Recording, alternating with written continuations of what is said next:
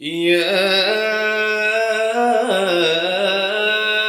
أيها الذين آمنوا اتقوا الله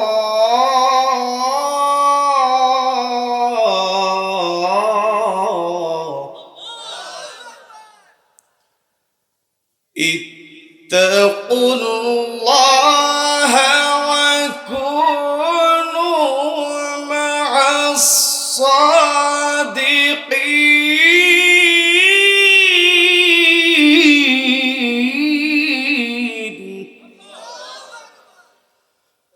الله أكبر. بسم الله الرحمن الرحيم. كنتم خير أمة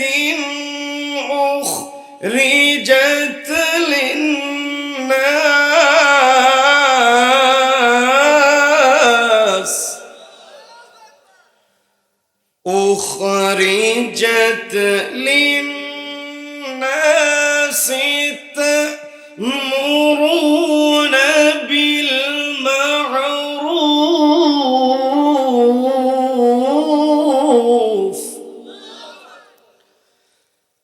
تأمرون بالمعروف وتنهون عن المنكر وتؤمنون بالله.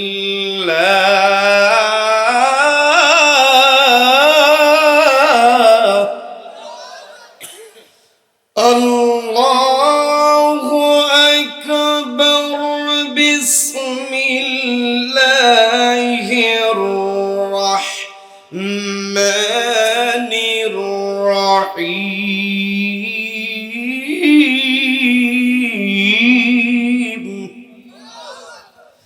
إن الله وملائكته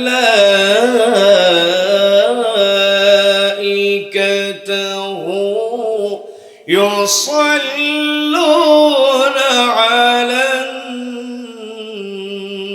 النبي. يا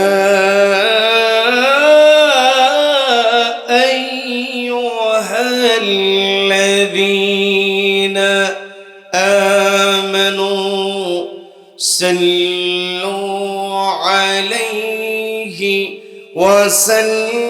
وسلموا تسليما. اللهم সর্বকালের সর্বযুগের সর্বশ্রেষ্ঠ মহামানব, নির্যাতিত মানবতার নবী, সমাজ সংস্কারক, সফল রাষ্ট্রনায়ক, বিশ্বনবী জনাবে মুহাম্মদুর রাসূলুল্লাহ বলছি সাল্লাল্লাহু আলাইহি ওয়াসাল্লাম। সম্মানিত দিনী ভাইয়েরা, ভূমিকা আর দীর্ঘায়িত করব না। আমরা শুনতে এসেছি একটি কিতাব থেকে কথা। সেই কিতাবের নাম কি? এই আল কোরআনে রয়েছে মূলত কার কথা? The Holy Quran is the speech of Almighty Allah subhanahu wa ta'ala, in which there is no doubt. বলি আল্লাহু আকবার। এই কোরআন এমন একটি কিতাব, যেই কিতাবের কথার মধ্যে ভুল তো দূরের কথা, বিন্দু পরিমাণ সন্দেহ নাই। বলেন না সুবহানাল্লাহ। এই সন্দেহমুক্ত কিতাব রব্বুল আলামিন দিয়েছেন হুদাল লিল মুত্তাকিন, যারা মুত্তাকি বান্দা হবে তাদের জন্য গাইডলাইন করে, পথ প্রদর্শক করে। এই কোরআন এমন একটি কিতাব, এই কোরআনের তেলাওয়াত করলে অক্ষরে অক্ষরে সওয়াব আছে না নেই? আবার এই কোরআনের তেলাওয়াত শুনলে উপকার আছে না নেই? সম্মানিত দিনী ভাইরা, সেই কথাটাই রব্বুল আলামিন সুন্দর করে বলছেন, ওয়া ইযা তুলিয়াত আলাইহিম আয়াতুহু যাদাতুহুম ঈমানাও ওয়া আলা রাব্বিহিম ইয়াতাওয়াক্কালুন।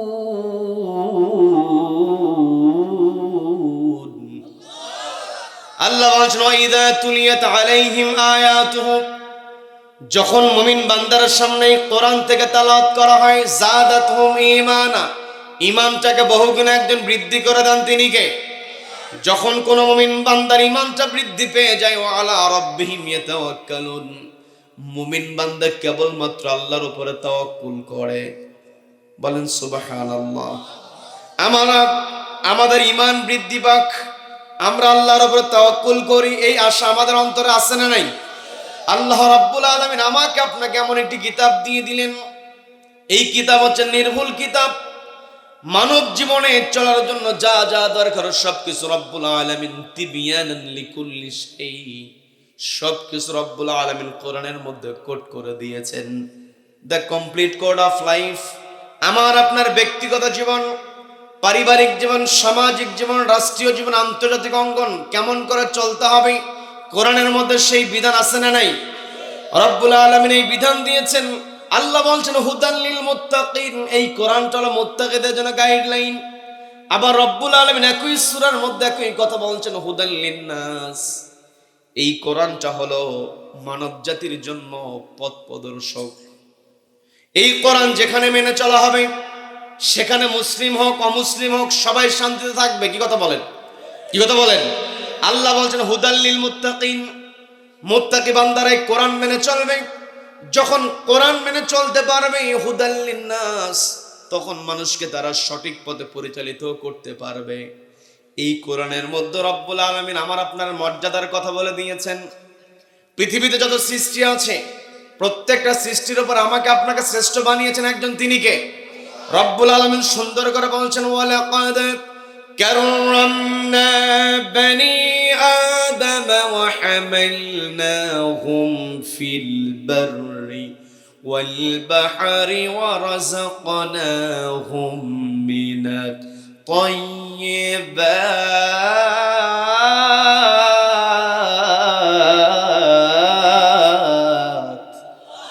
আল্লাহ বলছেন লাকাদ কাররামনা বনি আদম, আদম সন্তানকে আমি সম্মানিত করেছি। ওয়া হামালনাহুম ফিল বাররি ওয়াল বাহর, মাটিতে এবং পানিতে চলার জন্য তাদেরকে আমি বাহন দিয়েছি। ওয়া রাযাকনাহুম মিনাত তাইয়্যিবাত, আর আমি তাদেরকে দিয়েছি পবিত্র রিজিক। তিনটা কথা আল্লাহ বলেছেন। সবাই একটু কষ্ট করে বলেন তো কয়টা কথা? এক নম্বর আল্লাহ বলেছেন ওয়ালাকাদ কাররামনা বনি আদম, আদম সন্তানকে আমি সকল সৃষ্টির উপরে শ্রেষ্ঠত্ব দিয়েছি। এক্সাম্পল দিলে আপনারা বুঝতে পারবেন। আমরা অনেক সময় লক্ষ্য করি রাস্তার মধ্যে বড় হাতি, কারণ মাটিতে থাকে, স্থলের মধ্যে থাকে। সবচাইতে বড় প্রাণী হচ্ছে হাতি। কি কথা বলেন? কি কথা বলেন? হাতি এত বড় প্রাণী, আমরা অনেক সময় দেখি রাস্তার মধ্যে মাহুত হাতি নিয়ে বের হয়েছে, এমন ঘটনা আছে না নাই? আছে। হাতির যে স্ট্রাকচার, সুরের মধ্যে যদি আমাদেরকে পেঁচায় নেয়, পেঁচায় নেওয়ার পরে নিক্ষেপ করার আগে ভয়েতে হার্ট ব্লক। কি কথা বলেন? কি কথা বলেন?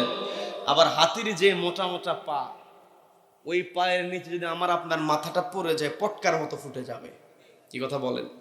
তার মানে বিশাল বড় হাতি, অধিক তার শক্তি। কিন্তু যত শক্তি থাকুক না কেন, দেখবেন মাহুত রাস্তার মধ্যে হাতি দাঁড় করায় দেয়, যেই গাড়ি আসে ওই গাড়ি থামায় দেয়। ওর দাবি হচ্ছে পয়সা দিয়ে, টাকা দিয়ে পার হতে হবে। এখন আছে না নাকি? আছে। আপনি যদি পকেট থেকে 10 টাকা বের করেন, 10 টাকা বের করার সঙ্গে সঙ্গে হাতি সুরটাকে উপরে উঠায় নেয়, কারণ 10 টাকা তো পছন্দ না। কি কথা বলেন? যখন 50 টাকা দিবেন, সুরটা নামায় দেবে, সুরের মধ্যে টাকাটা নেবে, নেওয়ার পরে টাকাও নেবে, স্যালুটে দেবে। কি কথা বলেন? কি কথা বলেন? আসলেই কি হাতি 10 টাকার নোট কোনটা, 50 টাকার নোট কোনটা ও কি চেনে? চেনে না। ওই 10 টাকা দেখার সঙ্গে সঙ্গে মাহুত এমন একটা সিগন্যাল মারে, সূক্ষ্ম সিগন্যাল, যে টাকা কি করা যাবে না, নেওয়া যাবে না। 50 টাকা দেখার পরে বিশাল বড় হাতিকে একটা ঠোকা মারে, একটা গুতা মারে, হাতি সঙ্গে সঙ্গে 50 টাকা নিয়ে নেয়। এই যে বিশাল বড় হাতি, একটা মানুষ হাতির কাছে কিছুই না, কিন্তু গোটা এত বড় হাতিকে নিয়ন্ত্রণ করার যে সামর্থ্য মানুষের মধ্যে দিয়েছেন একজন, তিনি কে? বলেন বলেন, তিনি কে? সেই রব্বুল আলামিন বলছেন লাকাদ কাররামনা বনি আদম, আদম সন্তানকে আমি সম্মানিত করেছি। ওয়া হামালনাহুম ফিল বাররি ওয়াল বাহর, মাটিতে এবং পানিতে বান্দা কেমন করে চলবে তার জন্য আমি বাহন দিয়েছি। দেখবেন পাইলট বিশাল বড় প্লেনের মধ্যে হাজার হাজার যাত্রী নিয়ে এক জায়গা থেকে আরেক জায়গায় যায়, আছে না নেই? বলেন বলেন, আছে না নেই? এই যে বিশাল বড় বিমান নিয়ন্ত্রণ করছে আমার আপনার মতো ছোট্ট একটা মানুষ, কি কথা বলেন? এই যে আল্লাহ রাব্বুল আলামিন আমাকে আপনাকে এত যোগ্যতা দিলেন, আমাকে আপনাকে এত সুযোগ করে দিলেন। রব্বুল আলামিন বলছেন, বান্দারে তৃতীয় নম্বরে তোদেরকে আমি যে কথা বলছি সেটা হলো ওয়ারাযাকনাহুম মিনাত তাইয়্যিবাত, আমি তাদেরকে দিয়েছি পবিত্র রিজিক। রিজিকটা হতে হবে পবিত্র, রিজিকটা হতে হবে হালাল। বড় কষ্ট নিয়ে বলতে হয়, আমাদের সমাজে হারামখোর আছে না নাই? হারামখোরের দাপট আছে না নাই? দাপটে থাকাই যায় না, কি কথা বলেন? হারামখোরের সম্মান আছে, দাপট আছে। গরিব মানুষের সম্মান আছে না নেই? বলেন বলেন, আছে। গরিব মানুষের যে সম্মান, এই সম্মান সারা জীবন থাকে। কিন্তু হারামখোরের যে দাপট, যে সম্মান, এই সম্মান হচ্ছে নরবরে, কি কথা বলেন? আজকে আছে তো কালকে নাই। আজ থেকে 2 বছর পিছনে চলে যান, এই বছরের মাহফিল, গত বছরের মাহফিল, তার পরের বছরের মাহফিলের দিকে তাকান। ওই সময়টাতে যে সমস্ত হারামখোরদের অত্যাচারে এলাকায় থাকা যায় না, আজকে ওরা ইঁদুরের গর্তই খুঁজে পায় না, কি কথা বলেন? আবার দেখবেন এলাকায় রিক্সা চালায় গরিব মানুষ, স্ট্রেট ফরওয়ার্ড কথা বলে, এমন কিছু মানুষ আছে না নেই? যারা স্ট্রেট ফরওয়ার্ড কথা বলে তারা একজনকে ভয় করে, তিনি কে? বলেন বলেন, তিনি কে? রব্বুল আলামিন বলছেন, ইয়া আইয়ুহাল্লাযীনা আমানুত্তাকুল্লাহা ওয়া কুনু মা'আস সাদিকিন।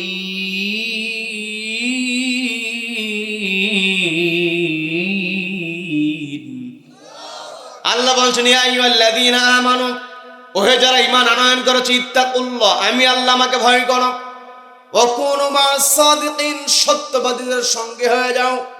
কারণ যারা সত্যবাদী হয় এরা দুনিয়ার কাউকে পরোয়া করে না, কি কথা বলেন? দেখবেন এলাকার কিছু রিক্সা চালক ভাই আছে, দিন মজুরি করে অন্যের বাড়িতে কৃষাণ দিয়ে চলে, কিন্তু স্ট্রেট ফরওয়ার্ড কথা বলে। ওই কৃষক মানুষ কাউকে ভয় করে না। এলাকার মোড়ল যদি ভুলভাল কথা বলে, মোড়লকে বাজারের মধ্যে ধরে ফেলে, আছে না নেই? আছে না নেই? কিছু মানুষ থাকে এলাকার, গরিব মানুষ, কাউকে ঠকায় না, হালাল রিজিকের মধ্যে থাকে। যাই যে ভুল করে, সে যত বড় নেতাই হোক আর যত বড় মাতবরি হোক না কেন, ওর চোখে যদি ভুল চোখে পড়ে ও ধরেই ফেলবে। ও যখন উপস্থিত থাকে এলাকার মাতবর চিন্তা করে, যদি এই জায়গাতে ভুল কোনো কথা বলি, এই আব্দুর রহিম পাগল তো আছে, খপ করে ধরে ফেলবে। এমন কিছু আব্দুর রহিম প্রত্যেকটা এলাকাতে আছে, আছে না নাই? ওকে বলে পাগল, আসলে আব্দুর রহিম পাগল না, পাগল হচ্ছে ওই হারামখোর, কি কথা বলেন? কি কথা বলেন? এই পৃথিবীতে আমরা এসেছি কেউ থাকার জন্য এসেছি? এই যে আজকে কবরস্থানের মাহফিল, এটাই চূড়ান্ত জায়গা। আমি আপনি এই যে মাটির উপরে বসে আছি কথা বলছি, এটা হচ্ছে অনিশ্চিত। এই কবরের মধ্যে আমাকে আপনাকে শোয়া দেওয়া হবে, এটাই নিশ্চিত, কি কথা বলেন? আমার আপনার শ্বাস প্রশ্বাস চলছে, এটা যে কোনো সময় বন্ধ হয়ে যেতে পারে। কার ইশারায়? বলেন বলেন, কার ইশারায়? আল্লাহর ইশারায় বন্ধ হয়ে যেতে পারে। এই জন্য আল্লাহ বলছেন, ইত্তাকুল্লাহ, আমি আল্লাহ আমাকে ভয় করো, ওয়া কুনু মা'আস সাদিকিন, সত্যবাদীদের সঙ্গী হয়ে যাও। সত্যবাদীদের সঙ্গী যদি আমি আপনি হতে চাই, এই পৃথিবীতে সবচাইতে সত্য মহাসত্য হলো একটি কিতাব, সেই কিতাবের নাম কি?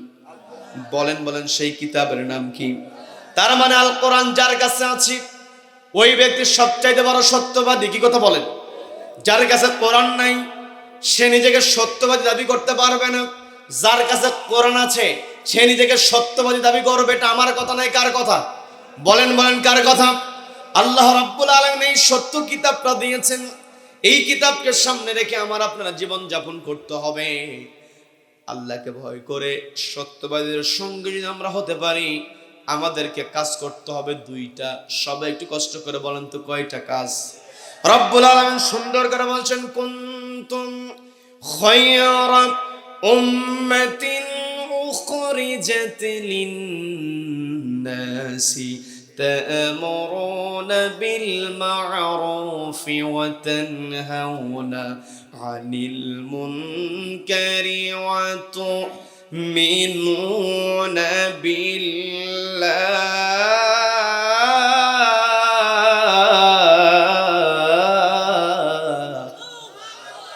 আল্লাহ বলছেন কুনতুম খায়রা উম্মাহ, তোমরা উত্তম জাতি হতে পারবে যখন সত্যবাদীরা পরস্পরের সঙ্গী হবে। আল্লাহ বলছেন কুনু মা'আস সাদিকিন, আমি আল্লাহ, আমাকে যদি ভয় করো তোমরা পরস্পর সত্যবাদীদের সঙ্গী হয়ে যাবে। আর সত্যবাদীরা পরস্পর সঙ্গী হয়ে যাওয়ার পরে তারা একটা উত্তম জাতি হতে পারবে। কুনতুম খায়রা উম্মাহ, তোমরা উত্তম জাতি হতে পারবে। তবে উত্তম জাতি হওয়ার জন্য দুইটা কাজ করতে হবে। এক নম্বর তা'মুরুনা বিল মা'রুফ, সৎ কাজের আদেশ দিতে হবে। এই জায়গাতে আল্লাহ তা'মালুনাল মা'রুফ, সৎ কাজ করার জন্য বলেন নাই, আল্লাহ বলেন সৎ কাজের আদেশ দেওয়ার জন্য। তার মানে আমি আপনি যদি কোথাও সৎ কাজের আদেশ দিতে চাই, সেই সৎ কাজটাকে নিজে আগে করতে হবে। আমি আপনি যদি কাউকে নামাজের অর্ডার দিতে চাই, নিজে যদি নামাজ না পড়ে অর্ডার দেই, হবে নাকি? বেনামাজি যদি বলে এই কাল থেকে নামাজ পড়িস, ওই বেনামাজি পাল্টা বলবে আগে নিজে ভালো হ। কি কথা বলেন? তার মানে এই তা'মুরুনা বিল মা'রুফ, এই জায়গাতে আল্লাহ শব্দ প্রয়োগ করেছেন একটা, এর ভিতরে কাজ ঢুকিয়ে দিয়েছেন দুইটা। কি কথা বলেন? তা'মুরুনা বিল মা'রুফ, সৎ কাজ নিজে করতে হবে এবং অন্য যেন করে এই ব্যবস্থা করতে হবে। কি কথা বলেন? দ্বিতীয় নাম্বার আল্লাহ বলছেন ওয়া তানহাউনা আনিল মুনকার, অসৎ কাজে বাধা প্রদান করো। নিজে অসৎ কাজ থেকে দূরে থাকতে হবে। যেখানে অসৎ কাজ আছে সেখানেই বাধা দিতে হবে। কি কথা বলেন? এটা কি আমার কথা না আল্লাহর কথা? কোট করে নিতে পারেন। সূরা আলে ইমরান 3 নম্বর সূরা 110 নম্বর আয়াতে রব্বুল আলামিন বলছেন, ও আমার বান্দারা, উত্তম জাতি যদি তোমরা হতে চাও, সৎ কাজের আদেশ দিতে হবে, অসৎ কাজে বাধা প্রদান করতে হবে। এখন আমি যদি আপনাদেরকে প্রশ্ন করি, আমার দেশে অসৎ কাজ, মন্দ কাজ, খারাপ কাজ আছে না নেই? কম না বেশি? আমার দেশে দুর্নীতি আছে না নেই? চুরি আছে না নেই?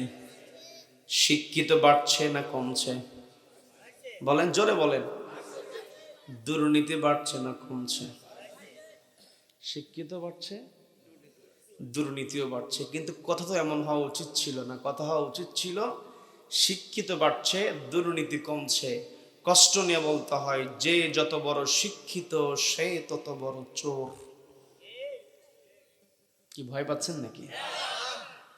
যার চেয়ার যত বড় সে তত বড় ডাকাত। কি কথা বলেন? যে যত বড় চেয়ারে বসে তত বড় দুর্নীতি করে। কি কথা বলেন? তো দুর্নীতি করলে, চুরি করলে তাকে কেমন করে শাস্তি দিতে হবে কোরআনের মধ্যে আছে না নেই? আছে না নেই? এই কোরআন যদি আমরা মানতে চাই, কোরআন মানতে হলে নবীজিকে অনুসরণ করতে হবে। কি কথা বলেন? নবীজিকে অনুসরণ করার জন্য অর্ডার একজন দিয়েছেন, তিনি কে? রব্বুল আলামিন সুন্দর করে বলছেন, লাকাদ কানা লাকুম ফি রাসূলিল্লাহি উসওয়াতুন হাসানাতুন লিমান কানা ইয়ারজুল্লাহা ওয়াল ইয়াওমাল আখির ওয়া যাকারাল্লাহ।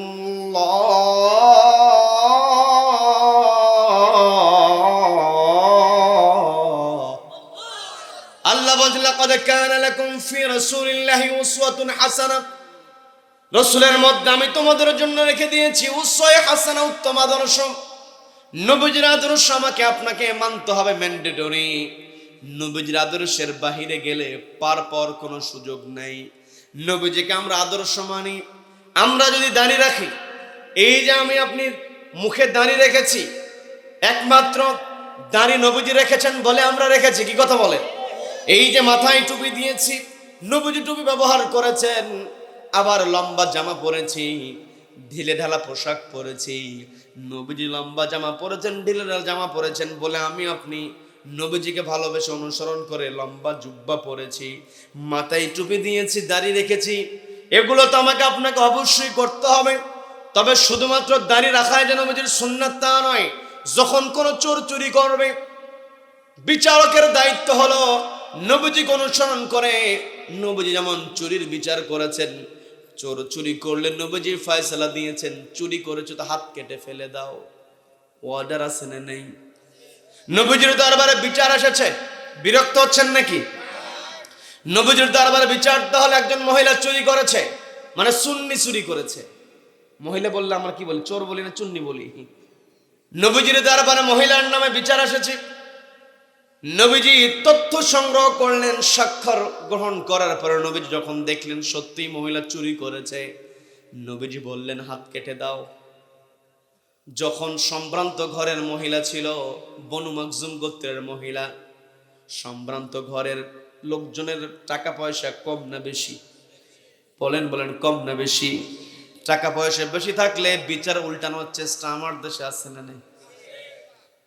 যখন ওই সম্ভ্রান্ত ঘরের মহিলার হাত কেটে দেওয়ার অর্ডার দেওয়া হলো, ওরা নবীজির নাতি ওসামা ইবনে যায়েদের কাছে এসে বলছে, ওসামা, নবীজির কাছে গিয়ে বলো আমরা নবীজির হাত কাটার যে বিচার নবীজি করেছেন এর বিরোধিতা করছি না, নবীজির রায়টাকে আমরা মেনে নিয়েছি। নবীজি যথার্থ রায় দিয়েছেন, কারণ আস-সারিকু ওয়াস-সারিকাতু, চোর মহিলা হোক আর পুরুষ হোক, ফাকতুউ আইদিয়াহুমা, হাতটা কেটে দাও। সূরা মায়েদার ৩৮ নম্বর আয়াতে বিধানটা কে ঢুকিয়ে দিয়েছেন? বলেন বলেন, কে ঢুকিয়ে দিয়েছেন?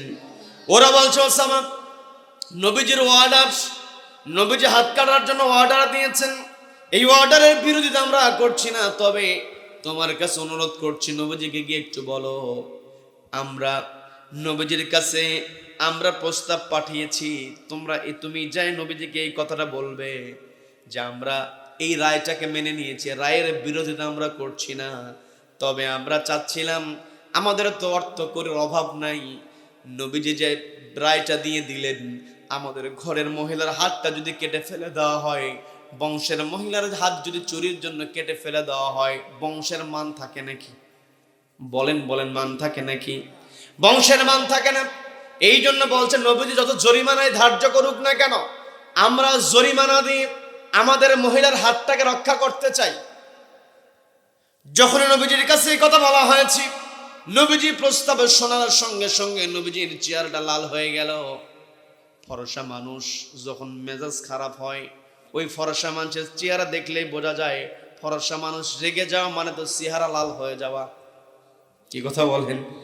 নবীজি লাল হয়ে গিয়েছেন। নবীজি ওসামা ইবনে যায়েদকে বলছে, ওসামা, ওদেরকে স্পষ্ট বলে দাও, ওরা তো এসেছে বনু মাখজুম গোত্রের ফাতেমার হাতটাকে রক্ষা করার জন্য, তার মানে যেই মহিলা চুরি করেছে সেই মহিলার নামটাও ফাতেমা, আবার নবীজির নয়নের মণি কলিজার টুকরা কন্যা সন্তান তার নামটাও কি?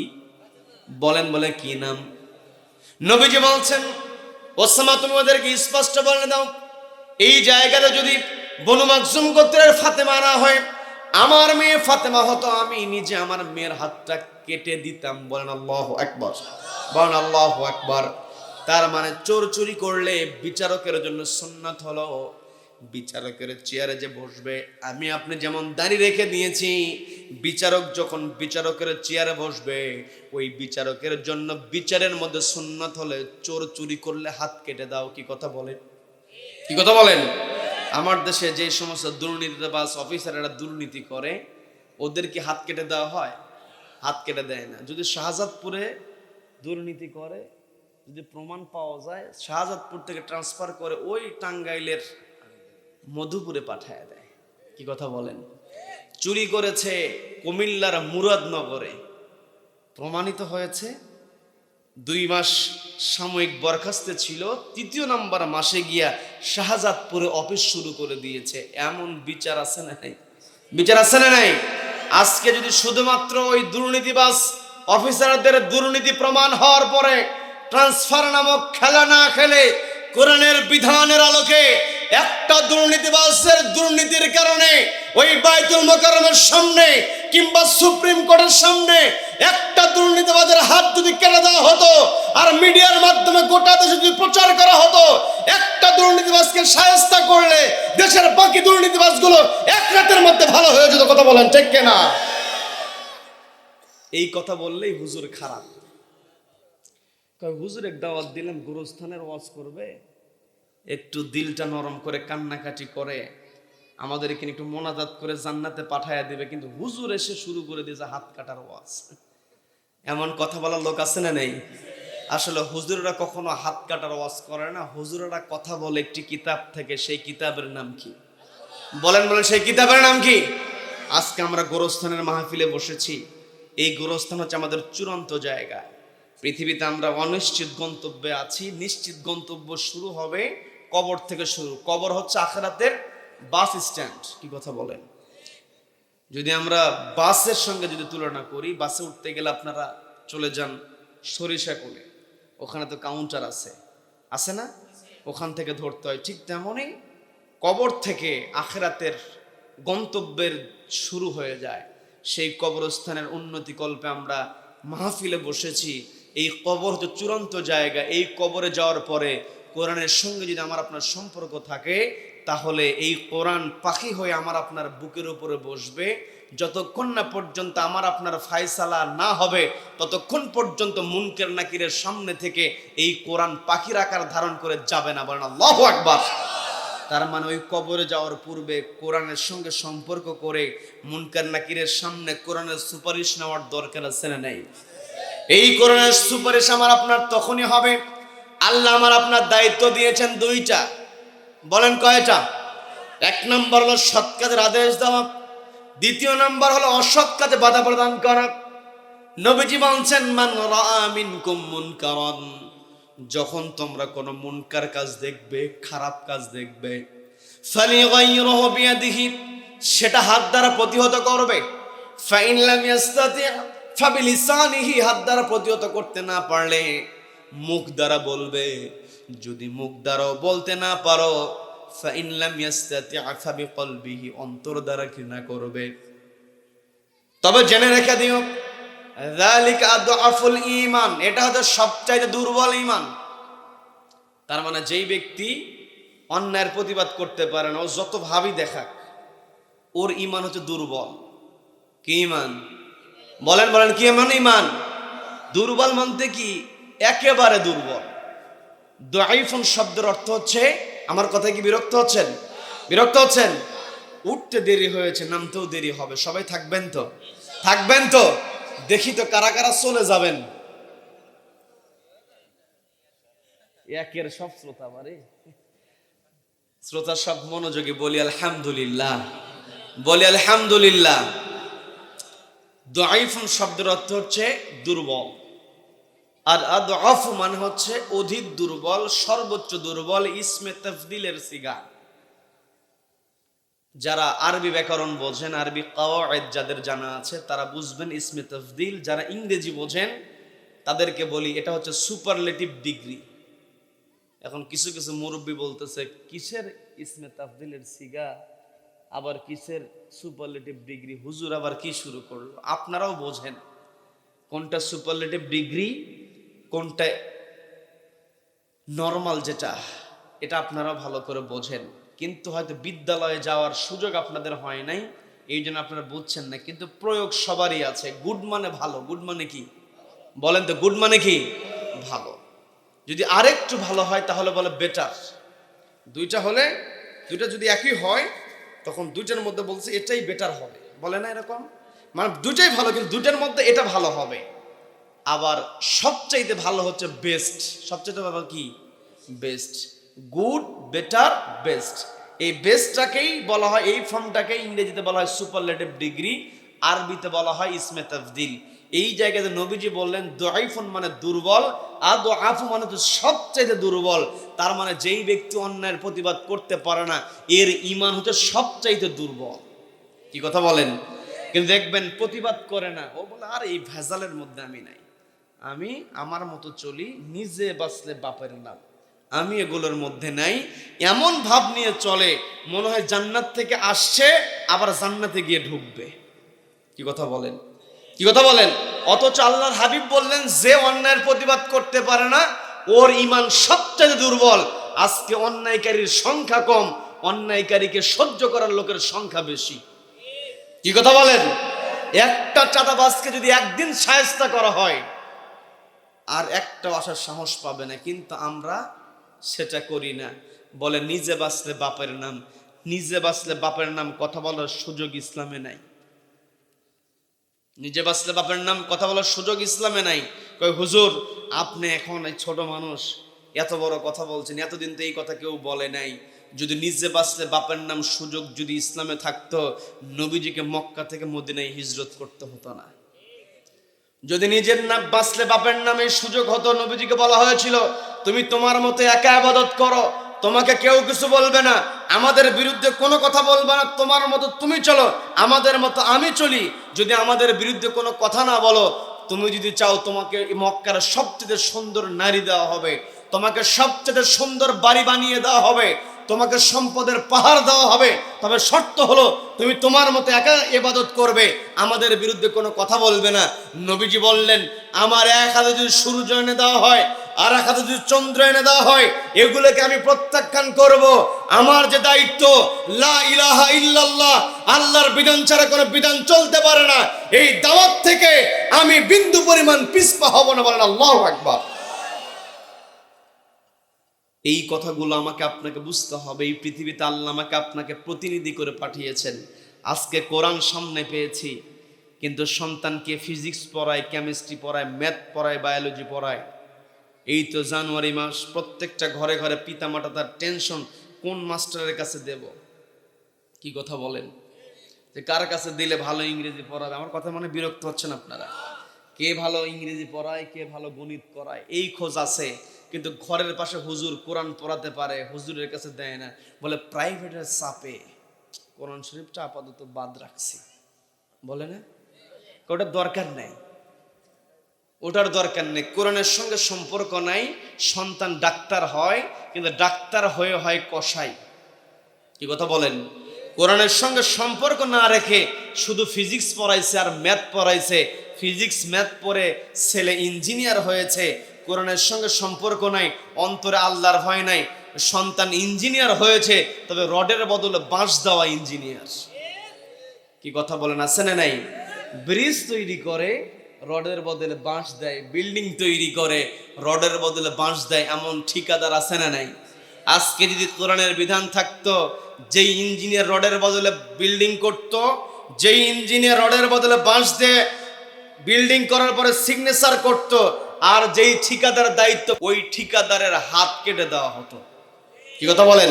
আপনারা সিরাজগঞ্জের মানুষ, এখানে অনেক মুরব্বীরা বসে আছেন।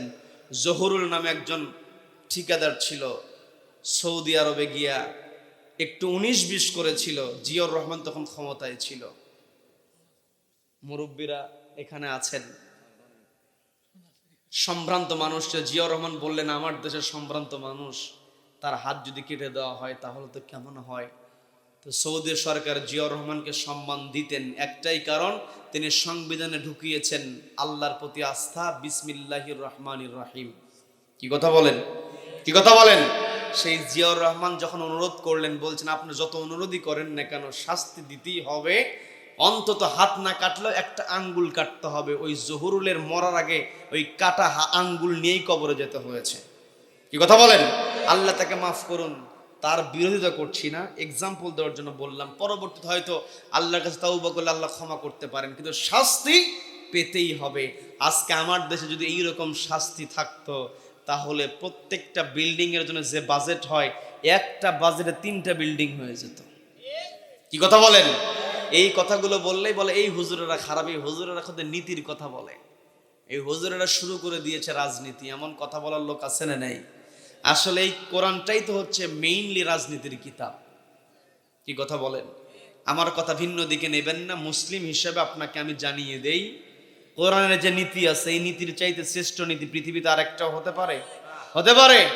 তাহলে প্রাসাদ যেটা সুন্দর সুন্দর বিল্ডিং দেখেছেন সিরাজগঞ্জ শহরে, অথবা ঢাকা শহরের গুলশান ধানমন্ডিতে সুন্দর সুন্দর বিল্ডিং দেখে মনের অজান্তে বলে ফেলা, হাই রে কি সুন্দর প্রাসাদ বানাইছে রে, একেবারে রাজপ্রাসাদ। বলে কি বলে না?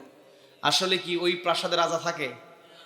কিন্তু রাজপ্রাসাদ বলার কারণ হচ্ছে বিল্ডিংটা সুন্দর, শ্রেষ্ঠ বিল্ডিং। আবার যে মিস্ত্রি বানায়, সে মিস্ত্রিকে কি বলে? বলেন? রাজমিস্ত্রি। মানে মিস্ত্রির শ্রেষ্ঠ মিস্ত্রি হলে রাজমিস্ত্রি। আবার বর্তমানে তো স্লোগান চলছে, স্লোগানের সময় বাংলাদেশে এখন। অমুক ভাই ভয় নাই, রাজপথ ছাড়ি নাই, আছে না নাই? অমুক ভাইয়ের চরিত্র ফুলের মতো পবিত্র, নামাজ পড়ে না এক ওয়াক্ত, শয়তানের ভক্ত, আছে না নাই? আছে না নাই? আবার আরেকটা কথা বলে, নামাজ পড়ে না এক ওয়াক্ত, গাঁজা খায় 3 ওয়াক্ত, আছে না নাই?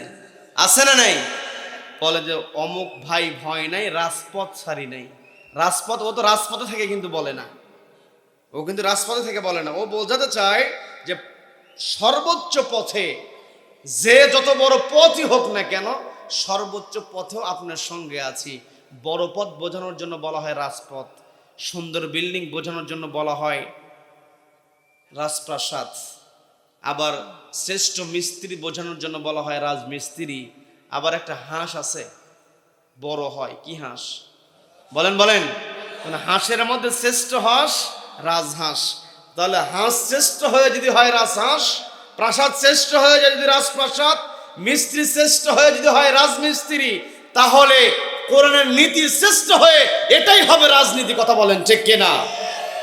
সম্মানিত বন্ধুগণ, আমার আপনার কথাগুলোকে ক্লিয়ার করতে হবে। আমার পর্দার মা বোনেরা, সন্তানকে যতই পড়াশোনা আপনি করান না কেন, সন্তানকে কোরআন শেখাতে হবে।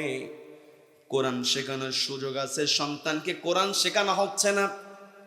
আগের দিনে শিক্ষিত মানুষ কম ছিল, কিন্তু প্রত্যেকের বাড়ি শুরু হতো গুনগুন কোরআন তেলাওয়াতের আওয়াজ দিয়ে। কি কথা বলেন?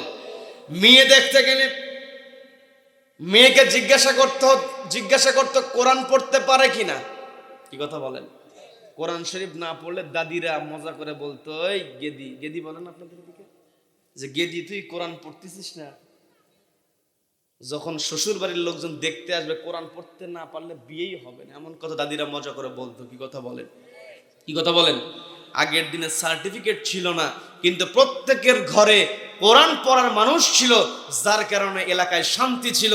এখন কোরআনও নাই, সার্টিফিকেট আছে, কোরআনও নাই, শান্তিও নাই। কথা বলেন ঠিক কিনা? এই যে কোরআন আমি আপনি তেলাওয়াত করছি, আমার আপনার কোরআনের তেলাওয়াত শুনলে কত ভালো লাগে। কোরআনের একটা আলাদা টান আছে না নাই? আছে। এই কোরআন যখন প্রথম তেলাওয়াত করা হয়েছে, সর্বপ্রথম প্রকাশ্যে যেই দিন কোরআন তেলাওয়াত করা হয়েছে, সেই দিন কোরআন তেলাওয়াত করেছিলেন আব্দুল্লাহ ইবনে মাসউদ রাদিয়াল্লাহু তাআলা আনহু। তার বয়স ছিল তখন 13 থেকে 14 বছর। কত বছর? 13 থেকে 14 বছর বয়সী সাহাবী নবীজির সামনে বসে আছেন, আরো সাহাবীদেরকে নিয়ে নবীজি একজন সাহাবীর বাড়ির মধ্যে কোরআন থেকে তেলাওয়াত করছেন। সামনে থাকা 2 জন সাহাবী একটু ফিসফিস করে একজন আরেকজনকে বলছে, এত সুন্দর আল্লাহর কালাম আর কতদিন গোপনে তেলাওয়াত হবে? কোন দিন প্রকাশ্যে কোরআন তেলাওয়াতের দৃশ্য দেখব? 2 জন যখন আফসোস করে কথা বলছি, নবীজির কান পর্যন্ত কথাটা চলে গিয়েছে। নবীজি বলছেন, তোমরা 2 জন যেই কথা বলেছো, যে আক্ষেপ করেছো, তোমাদের কথা আমার কানে পৌঁছে গিয়েছে। বলেন না সুবহানাল্লাহ? এই তো 2 বছর পিছনে গেলে আমরা আফসোস করে বলেছি, আর কত মাহফিলের অনুমতির জন্য এর কাছে যাও, ওর কাছে যাও, আমরা বলেছি। কি কথা বলেন? অনেক মুরব্বীরা বলছে যে হুজুর, এর কি পতন আর হবে না? এর পতন কি দেখবো না? আল্লাহর কাছে এমন দোয়া করেছে, আল্লাহ এই মহিলার পতন দেখে যেন মরণ হয়, এমন দোয়া মুরব্বীরা করেছে। কি কথা বলেন? কারণ কোরআনের মাহফিল বাস্তবায়নের জন্য অনুমতি নিতে হতো। মানুষ আফসোস করে বলতো, আর কতকাল এমন চলবে? ওই সময় 2 জন সাহাবী সেম ভাবেই বলছেন, আর কতকাল গোপনে কোরআন তেলাওয়াত হবে? নবীজি বলছেন, তোমাদের আফসোসের কথা আমি শুনেছি। তোমাদের যেমন প্রকাশ্যে কোরআন তেলাওয়াতের দৃশ্য দেখতে মন চায়, আমারও তো মন চায় আমি প্রকাশ্যে কোরআন তেলাওয়াতের দৃশ্য দেখি। যেই দিন প্রথম আমি কোরআন তেলাওয়াতের দৃশ্য দেখতে পাবো, ওই দিন সবচাইতে আমি বেশি খুশি হয়ে যাব। বলেন না সুবহানাল্লাহ? এই কথা বলার সঙ্গে সঙ্গেই ওই 13 থেকে 14 বছর বয়সী আব্দুল্লাহ ইবনে মাসউদ দাঁড়িয়ে গেলেন। দাঁড়িয়ে গিয়ে বলছেন, ইয়া রাসূলুল্লাহ, ইয়া হাবিবাল্লাহ, আপনি যদি আমাকে এখনই অনুমতি দেন, আমি এই মুহূর্তে কাবার চত্বরে গিয়ে প্রকাশ্যে কোরআন তেলাওয়াত করব। বলেন আল্লাহু আকবার। ছোট্ট একটা ঘটনা আছে, বললে বিরক্ত হবেন নাকি? বিরক্ত হবেন নাকি? নবীজির সাহাবী দাঁড়িয়ে যখন বললেন, ইয়া রাসূলুল্লাহ, আপনি আমাকে অনুমতি দেন, নবীজি বলছেন, আব্দুল্লাহ, অপেক্ষা করো। এই মুহূর্তে তুমি যদি কাবার চত্বরে কোরআন তেলাওয়াত করো, হয়তো কোরআন বিদ্বেষীরা তোমাকে আঘাত করতে পারে, কিন্তু মানুষ ছোট হলেও আব্দুল্লাহ ইবনে মাসউদ চিন্তা করলেন, নবীজি যেহেতু বলেছেন প্রকাশ্যে কোরআন তেলাওয়াতের দৃশ্য দেখলে নবীজি খুশি হয়ে যাবে, এখনো তো প্রকাশ্যে কেউ কোরআন তেলাওয়াত করে নাই, আমি যদি সবার আগে কোরআন তেলাওয়াত করে নবীজিকে খুশি করতে পারি, খুশি হয়ে যাবেন একজন, তিনি কে? সবাই একটু আরেকবার কষ্ট করে বলেন তো, তিনি কে? মানুষ, তিনি ছোট মানুষ, প্রজ্ঞায় পরিপূর্ণ ছিলেন, তার মনের মধ্যে টার্গেট, আর কেউ যদি আগে তেলাওয়াত করতে যায় ওনার একটাই টার্গেট, ইয়া রাসূলুল্লাহ আমাকে এখনই অনুমতি দেন, আমি এখনই কাবার চত্বরে গিয়ে কোরআন তেলাওয়াত করব। নবীজি তাকে না করছেন, তিনি বলছেন ইয়া রাসূলুল্লাহ অনুমতি দেন। দুইজনের মধ্যে একবার না হয়, একবার অনুমতি চাওয়া হয়। দেখবেন সমাজের মধ্যে কোনো কাজ করতে গিয়ে প্রথমবার কাউকে বলেছেন, রাজি হয় নাই, কিন্তু লোকটার দিল যদি নরম হয়, বারবার যাওয়ার পরে রাজি হয়ে যায়। কি কথা বলেন? কি কথা বলেন? বারবার যাওয়ার পর রাজি হয়ে যায়। আর যেই নবী কিয়ামতের কঠিন ময়দানে সবাই ইয়া নাফসি করবে, নবীরা পর্যন্ত মুখ খোলার সাহস ওই দিন করবে না। নবীজি ওই দিন নিজের কথা বলবেন না, আল্লাহর কাছে বলবেন ইয়া উম্মতি ইয়া উম্মতি।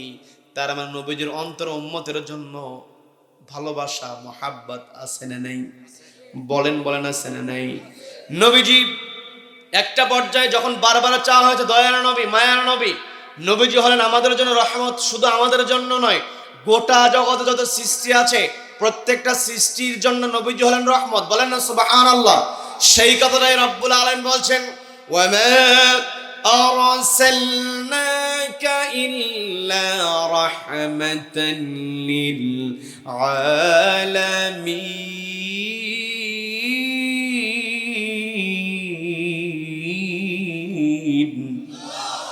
আল্লাহ বলছেন নবী আপনি হলেন জগতের সমূহের জন্য রহমত। বলেন না সুবহানাল্লাহ? ওই রহমতের নবীর কাছে যখন বারবার অনুমতি চাওয়া হয়, নবীজি অনুমতি দিয়ে দিলেন। নবীজির কাছ থেকে অনুমতি পাওয়ার পরে ছোট্ট সাহাবী, দেখবেন ছোট মানুষ আশা পূরণ হয়ে গেলে স্থির থাকতে পারে না, দৌড়ানো শুরু করে। কি কথা বলেন? 14 বছর বয়সী, 13 বছর বয়সী সাহাবী দৌড়ায় চলে গিয়েছেন কাবার চত্বরে। কাবার চত্বরে গিয়ে তিনি শুরু করে দিয়েছেন আর-রহমান আল্লামাল কুরআন খালাকাল ইনসান আল্লামাহুল বায়ান।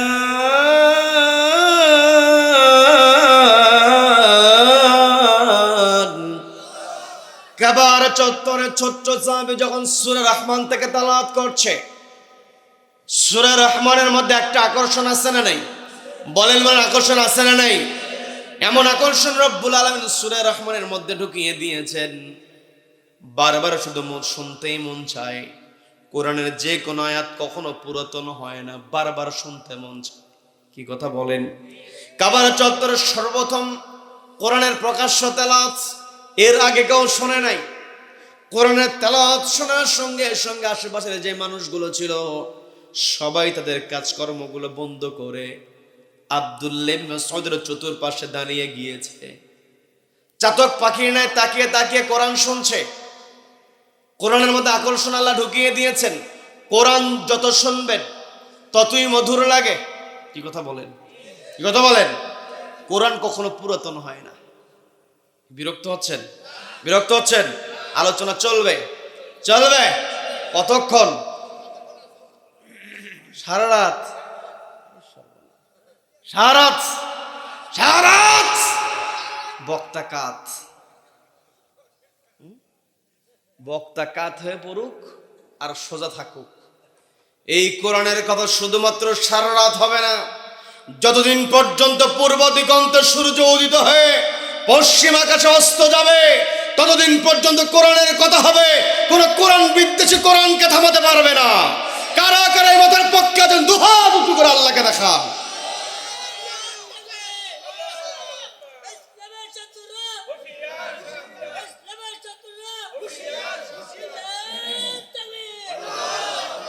আল্লাহ আমাদের সকলকে কবুল করেন। বলেন আমিন, বলেন আমিন। একটু ঘুম ভাঙ্গায় নিলাম, হুম, রাতে ঘুম আছে না নাই? কিছু কিছু ভাইয়ের মধ্যে একটু ঘুমের ভাব আছে না নাই? প্রত্যেক দিন তো আর পাওয়া যাবে না, বছরে একদিন, আবার পরের বছর। তো আজকে রাতে যদি একটু কষ্ট হয়, এই কষ্ট যেন আল্লাহ আমাদের সকলকে নাজাতের ওসিলা হিসেবে কবুল করেন, বলেন আমিন। সম্মানিত বন্ধুগণ, নবীর সাহাবে যখন কাবা চত্বর কোরআন তেলাওয়াত করছেন, সবাই যখন চাতক পাখির ন্যায় তাকিয়ে তাকিয়ে কথা শুনছে, ওই কাবার চত্বরে একটা জটলা পেকে গিয়েছে, মানুষেরা একত্রিত হয়ে গিয়েছে। আবু জেহেল একটু দূরে ছিল, সামান্য একটু দূরে ছিল। আবু জেহেল বুঝতে পারতেন মানুষেরা কেন একত্রিত হয়েছে। আবু জেহেল তার পাশে থাকা শিষ্যকে ডাক দিয়ে বলছে, কি ব্যাপার? কাবার চত্বরে মানুষেরা জটলা পেকেছে, আমি তো কিছুই জানি না, আমি হলাম লিডার, আমাকে না জানায় মানুষ একত্রিত হবে, এটা তো হতে পারে না। এলাকায় কিছু কুলাঙ্গার আছে, দাপট দেখায়, ওকে না জানায় কিছু করতে দেয় না। কয়েকদিন আগে পত্রিকায় দেখলাম বিয়ের দাওয়াত দেয় নাই, গুন্ডা বাহিনী নিয়ে বিয়ের বাড়ির খাবার উল্টায় ফেলছে। দাওয়াত দিল না, আমি হচ্ছে এলাকার লিডার, আমাকে দাওয়াত না দিয়ে বিয়ে হবে? তার মানে দাপট যারা দেখাবে, জুলুম যারা করবে, এরাই হচ্ছে নব্য আবু জেহেল। কথা বলেন, কি কথা বলেন? যত দাপট তুমি দেখাও না কেন, দিন শেষে মরতেই হবে, দিন শেষে তোমার অবস্থান ওই কবরস্থান। কি কথা বলেন, কি কথা বলেন? এই কবরে যেতে হবে। যত বড় বাহাদুর তুমি হও না কেন, এলাকার প্রশাসনের প্রত্যেকটা লোক নিজের হলেও পালাতে হয়। কি কথা বলেন, কি কথা বলেন? বিগত দিনে প্রমোশন দিয়েছে, প্রোফাইল নিয়েছে, 14 গোষ্ঠীর হিসাব, নিজের দলের হলে প্রমোশন, না হলে প্রমোশন নেই। কি কথা বলেন, কি কথা বলেন? আমি কাউকে খোঁচা দেওয়ার জন্য বলছি, শুধু বোঝানোর চেষ্টা করছি, সকল লোক নিজের হলেও আল্লাহ যদি চান টান দিয়ে নামায়া দেন। কি কথা বলেন? কাউকে নামাতে হলে আল্লাহর তো বড় শক্তির প্রয়োজন হয় না। নমরুদ আল্লাহ চাইলে তো বড় কোনো যোদ্ধা দিয়ে সাইজ করতে পারতেন, কিন্তু মশা তাও ল্যাংড়া। কি কথা বলেন? ল্যাংড়া। আবার রাজশাহীর একটা আম আছে ল্যাংড়া আম, নাম দিল ল্যাংড়া, কিন্তু ল্যাংড়ার তো কোনো কিছু খুঁজে পাওয়া যায় না। কি কথা বলেন? তবে নমরুদ যেই মশা দ্বারা মরছে, ওই মশা ল্যাংড়াই ছিল। কি কথা বলেন? আম ল্যাংড়া হোক আর না হোক, ওই নমরুদকে যেই মশা মেরেছে, ওই মশা ল্যাংড়াই ছিল। ওই মশাকে হুকুম দিয়েছেন একজন, তিনি কে? বলেন, বলেন তিনি কে? তার মানে আজও যারা নমরুদের ভূমিকায় থাকবে, ওদেরকেও শায়েস্তা করার জন্য, ওদেরকে নাস্তানাবুদ করার জন্য, হুকুম দেওয়ার জন্য সেই আল্লাহ আজও আছে না নাই? আছে না নাই? আব্রাহা কত দাপট, কাবা ঘর ভাঙবে, ওর বানানো ঘরে যেন তাওয়াফ হয়, যেন কাবা ঘর ভাঙার জন্য বিশাল বড় হাস্তি বাহিনী নিয়ে এসেছে। আল্লাহ কি করলেন? ওই মক্কার লোকদেরকে বললেন না যে তোরা আঘাত কর, তোরা সংগ্রাম কর। মক্কার লোকেরা সংগ্রাম করে নেই। আল্লাহ রাব্বুল আলামিন হস্তি বাহিনী যখন কাছাকাছি চলে এসেছে, তয়রন আবাবিল, ঝাঁকে ঝাঁকে পাখি পাঠিয়েছেন। ছোট ছোট পাখি মটর দানার মতো পাথর কুচু উপর থেকে ছেড়ে দিয়েছে, মুহূর্তের মধ্যে চিবানো ঘাস হয়ে গিয়েছে। কি কথা বলেন, কি কথা বলেন? যে আবু জেহেল ওই যে বলছে কাবার চত্বরে আমাকে না জানায় কি হয় একটু খোঁজ নাও, ওই আবু জেহেলও যখন আল্লাহকে সাইজ করলেন বদরের প্রান্তরে, বড় কোনো মুজাহিদ দেন নাই। আমির হামজা রাদিয়াল্লাহু তাআলা আনহু, আলী রাদিয়াল্লাহু তাআলা আনহু, বড় বড় সাহাবীরা সেখানে ছিলেন, কিন্তু আল্লাহ বড় সাহাবীদের মোকাবেলায় আবু জেহেলকে শেষ করেন নাই। দুইজন ভাই মুআজ এবং মুআওয়াজ, আপনাদের ঘটনা আছে, জানা আছে, ওই দুই ভাই আবু জেহেলকে সাইজ করেছে। কি কথা বলেন, কি কথা বলেন? এবং ফাইনাল সাইজ করেছে আব্দুল্লাহ ইবনে মাসউদ, যার ঘটনা বলছি। এই আব্দুল্লাহ ইবনে মাসউদ কাবার চত্বরে কোরআন তেলাওয়াত করছেন। কোরআন তেলাওয়াতে মানুষজন যখন একত্রিত হয়েছে, আবু জেহেল বলছে কি ব্যাপার, আমাকে না জানায় ওখানে কি হয়, খোঁজ নিয়ে দেখো তো।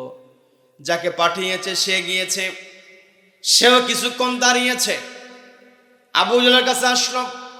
আবু জেহেল বলছে কি ব্যাপার, এইটুকের জন্য এত দেরি হয় নাকি? বলে ওই জায়গাতে একটা কিশোরের ছেলে কি যেন আবৃত্তি করছে, শুনতে ভালোই লাগে, বলেন আল্লাহু আকবার, বলেন আল্লাহু আকবার। কোরআন যত পড়ি ততই ভালো লাগে। কোরআন কখনো পুরাতন হয় না। বর্তমানে গান ভাইরাল হয়, হয় না? একটা গান যদি কোনো মতো ভাইরাল হয়, শিল্পীকে গোটা দুনিয়া চেনে। কি কথা বলেন? কি কথা বলেন? ভাইরাল শব্দটা খুবই গুরুত্বপূর্ণ এখন। তবে ভাইরাল শব্দটা, এই শব্দের ব্যবহার আগেও ছিল, মুরব্বীরা বসে আছেন তাদের সময়ও ছিল, কিন্তু ভাইরাল ছিল না। তখন বলা হতো হিট আর সুপার হিট। শিল্পী, আমার কথা বিরক্ত হচ্ছেন নাকি? শিল্পী বছরে বছরে ক্যাসেট বের করে, কোনো গান হিট হয় না। যদি একটা গান হিট হয়, এক ক্যাসেট বিক্রি করে ঢাকায় ফ্ল্যাট করেছে, গাড়ি করেছে, এমন শিল্পীও কিন্তু বাংলাদেশে আছে। আছে না নাই? ওর গাড়ি বাড়ি আছে, কিন্তু ওই গান মানুষের আর মনে নাই। কি কথা বলেন? কি কথা বলেন? বর্তমানে শিল্পী যেই গান গেয়ে ভাইরাল হয়, ওই গান শুনতে শুনতে একটা সময় বিরক্ত লাগে। চোখের সামনে কেউ যদি বারবার কানের কাছে একই গান বাজায়, পাশের লোক বিরক্ত হয়ে বলে, এক গানে কি পাইছিস, এত কি শুনতে হয়? যদি শুনতে হয় হেডফোন লাগায় শোন, আমার সামনে আর মোবাইল বাজাস না। যদি আমার সামনে এই গান আর একবার বাজে, আসার মেরে ভেঙে ফেলবো। বলে কি বলে না? বলে কি বলে না? যেই শিল্পীর গানে শিল্পী ভাইরাল হয়ে গেল, গোটা দেশে পরিচিতি লাভ করলো, ওই শিল্পী গান গাইতে গিয়ে শিল্পীরও ভালো লাগে না। একই গান বারবার আর কত গাইবে? আছে না নাই? তবে আমি আপনি যে কোরআন পড়ি, দৈনিক 5 ওয়াক্ত নামাজে কত রাকাত ফরজ? 17 রাকাত ফরজ। 17 রাকাত ফরজ নামাজ পড়া মানে 17 বার সূরা ফাতিহার তেলাওয়াত। কি কথা বলেন? আবার এই 17 রাকাত সূরা ফাতিহার আমি আপনি ফরজ নামাজে পড়ছি, সমান সংখ্যক সুন্নাত নামাজ যদি আমরা আদায় করি, 17 দুগুণে 34। এর সঙ্গে যদি নফল নামাজ যুক্ত করা হয়, তাহলে দেখা যায় দৈনিক একজন মুসলমান 5 ওয়াক্ত নামাজে 40 থেকে 50 বার সূরা ফাতিহা পড়ে। কিন্তু কোনোদিন কি কেউ বলেছে প্রত্যেক দিন এক সূরা পড়তে ভালো লাগে না? কেউ বলেছে? ইমাম সাহেব 5 ওয়াক্ত নামাজে সূরা ফাতিহা পড়ে, জোহরে আসরে অন্তত শোনা যায় না, কিন্তু ফজরেও সূরা ফাতিহা, মাগরিবেও সূরা ফাতিহা, এশাতেও সূরা ফাতিহা, সব রাকাতেই সূরা ফাতিহা পড়ছে। কোনোদিন কি কোনো মুসল্লি বলেছে যে প্রত্যেক দিন হুজুর একই সূরা পড়ে আর ভালো লাগে না? বলেছে? মুরব্বি গেছে উমরা করতে, হজ করতে সৌদি আরবে, প্রশ্ন করছে, দাদা কি দেখে আসলেন? বলে, কি আর দেখবো, গেছিলাম ওই জায়গাতে, শুধুমাত্র এটাই বুঝলাম যে আজান আর সূরা ফাতিহা এই দুটাই বাংলায় হয়, আর বাদ বাকি সব আরবি। কি কথা বলেন? কি কথা বলেন? তার মানে গোটা দুনিয়াতে ভাষা যতই পরিবর্তন হোক না কেন, কোরআনের কোনো পরিবর্তন নেই। পাবনায় কি বলে? খাবুল হইতে মাহালু, হ্যাঁ না? গাদা কনে যাস, এবা করেছিস কি জন্যে? বলে না এরকম? বগুড়ায় যাবেন, কোনটি যাস, ইনকা করিস কে? বলে না? কে রে বারে? সিরাজগঞ্জের যে টান, বগুড়ার একটা বিখ্যাত ভাষা আছে, তুই আলু তে আলু অক্কালি আলু, আছে না? তা আপনার সিরাজগঞ্জের মানুষ, পাশাপাশি জেলা, এই জন্য আপনারা বুঝলেন। কিন্তু আগামীকালকে মাহফিল আমার কক্সবাজার, আমি যদি গিয়ে বলি তুই আলু তে আলু অক্কালি আলু, ওরা মনে করবে আলুর কোনো তরকারি রান্না হয়েছে। কি কথা বলেন? তার মানে এই যে ভাষার ভিন্নতা, এটা দিয়েছেন একজন, তিনি কে? বলেন বলেন, তিনি কে? কিন্তু এই কোরআনের ভাষা দুনিয়াতে সব জায়গাতেই এক। কি কথা বলেন? তার মানে এই কোরআনের সঙ্গে যদি সম্পর্ক থাকে, কিয়ামতের ময়দানে কথা হবে আরবিতে। কি কথা বলেন? তার মানে কোরআন হচ্ছে মাদার, কোরআন থেকেই গোটা দুনিয়ার ভাষা এসেছে। যে ভাষার আপনি অরিজিন খুঁজতে যাবেন, মূল খুঁজতে গেলে আরবি থেকেই শুরু। এই যে আমরা কলম বলি, কলম, লেখার কলম, এটা তো আরবি ভাষা। আবার টেবিল বলা হয় না? আরবিতে টেবিল হচ্ছে তবিলাতুন, মানে টেবিল। আমরা মনে করি টেবিল হচ্ছে কি ইংরেজি, কিন্তু টেবিল তো ইংরেজি নয়, টেবিল হচ্ছে তবিলাতুন থেকে এসেছে। তার মানে পৃথিবীর প্রত্যেকটা ভাষা হচ্ছে এই আরবি থেকে এসেছে, কারণ আমাদেরকে সৃষ্টি করেছেন একজন থেকে, আদম আলাইহিস সালাম থেকে। সেখান থেকে তৈরি হয়েছে হাওয়া আলাইহাস সালাম। সেখান থেকে গোটা দুনিয়াতে মানুষ আল্লাহ তৈরি করলেন, বিভিন্ন কাবাইল, বিভিন্ন গোত্র, বিভিন্ন শ্রেণীতে আল্লাহ আমাকে আপনাকে বিভক্ত করলেন, আমার ভাষা বাংলা হোক, ইংরেজি হোক, আরবি হোক, আমার গায়ের কালার ফর্সা হোক আর কালো হোক, আমি আপনি কথা বলতে পারি আর না পারি, ইংরেজি বলতে পারি আর না পারি, আমার আপনার সম্মান থাকুক আর না থাকুক, এগুলো কোনো দেখার বিষয় না। আমি আপনি হয়তো কেউ ইংরেজি ভালো পারলে তাকে আমি আপনি হয়তো সেলুট দিই যে ভালো ইংরেজি পারে, সম্মান দিতে পারি। কেউ যদি ব্যবসায় লাভ করতে পারে, আমি আপনি তাকে সফল ব্যবসায়ী বলে সম্মান দেই। কেউ যদি মোটা অঙ্কের বেতনে চাকরি পেয়ে যায়, আমরা বড় চাকরিজীবী হিসেবে সম্মান দেই। কিন্তু আল্লাহর কাছে এইগুলো দিয়ে সম্মান পাওয়া যায় না। আল্লাহর কাছে যদি সম্মান পেতে হয়, তাহলে অন্তরে থাকতে হয় একজনের ভয়। তিনি কে? বলেন বলেন, তিনি কে? রব্বুল আলামিন সুন্দর করে বলছেন, ইন্না আকরামাকুম ইনদাল্লাহি আতকাকুম ইন্নাল্লাহা আলিমুন খাবীর।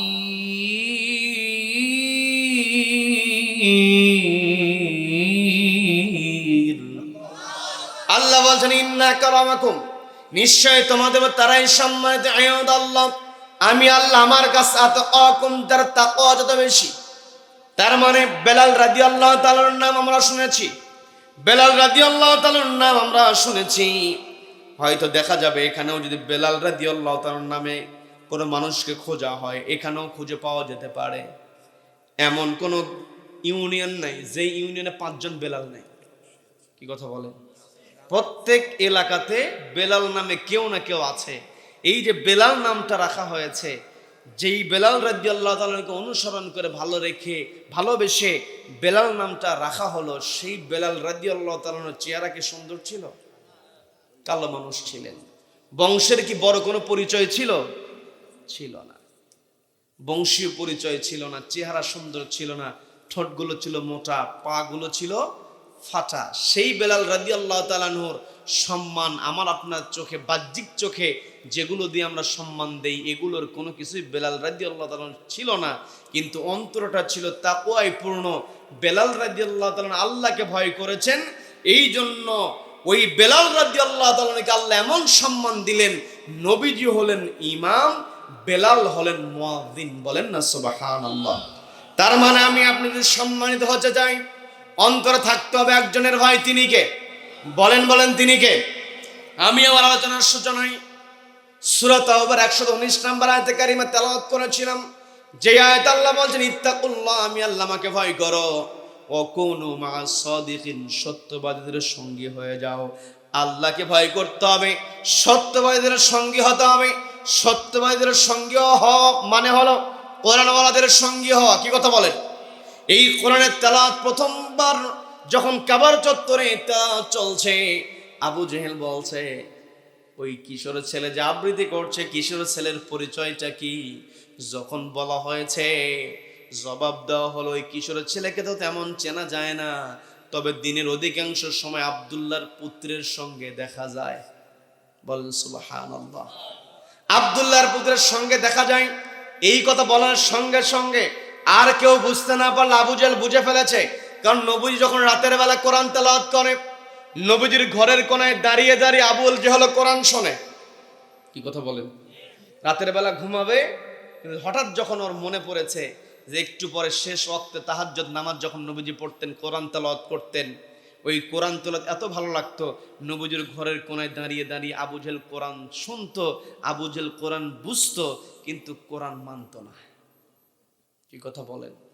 কোরআন বোঝা, কোরআন স্বীকার করা, কিন্তু কোরআন মানা, এটা হচ্ছে বড় কথা। কি কথা বলেন? কোরআন শুনতে হবে, কোরআন বুঝতে হবে, এরপরে কোরআনটাকে মানতে হবে। কিন্তু আবু জেহেলের মধ্যে তিনটার মধ্যে দুইটা ছিল, কোরআন ও শুনেছে, কোরআন ও বুঝেছে, কিন্তু কোরআন মানে নাই। কারণ কোরআন মানলে নিজের খেয়াল খুশি মতো চলা যায় না, হারাম কোনো ইনকামের সুযোগ থাকে না। কি কথা বলেন? কি কথা বলেন? আর হারামখোর যারা, ওদের চিন্তাই হচ্ছে কেমন করে ইনকাম করা যায়।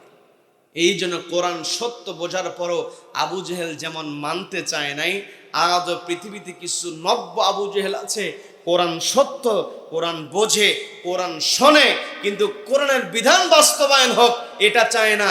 কোরআনের বিধান বাস্তবায়নে যারা বিতৃষ্ণা দেখাবে, বিরক্তি ভাব দেখাবে, এরাই হচ্ছে বর্তমান সময়ের আবু জেহেল। কথা বলেন ঠিক কিনা? সম্মানিত দিনী ভাইয়েরা, আবু জেহেল যখন বুঝতে পেরেছে, আবু জেহেল চিন্তা করলো, যখন দিনের অধিকাংশ সময় আব্দুল্লাহর পুত্রের সঙ্গে দেখা যায়, কাবার চত্বরে যারা আছে তারা কেউ বুঝতে না পারলে আবু জেহেল বুঝতে পেরেছে, এটা তো আমার ভাতিজা রাতের বেলা যেই তেলাওয়াত করে ওই তেলাওয়াতের অংশ।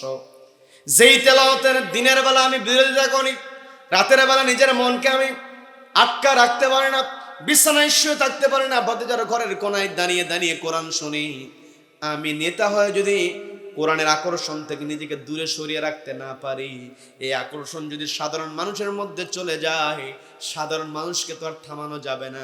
কাজে এই সাধারণ মানুষের মধ্যে কোরআন চলুক, এটা তো হতে পারে না। গুন্ডা বাহিনী নিয়ে অতর্কিতভাবে আব্দুল্লাহ ইবনে মাসউদের উপরে হামলে পড়েছে।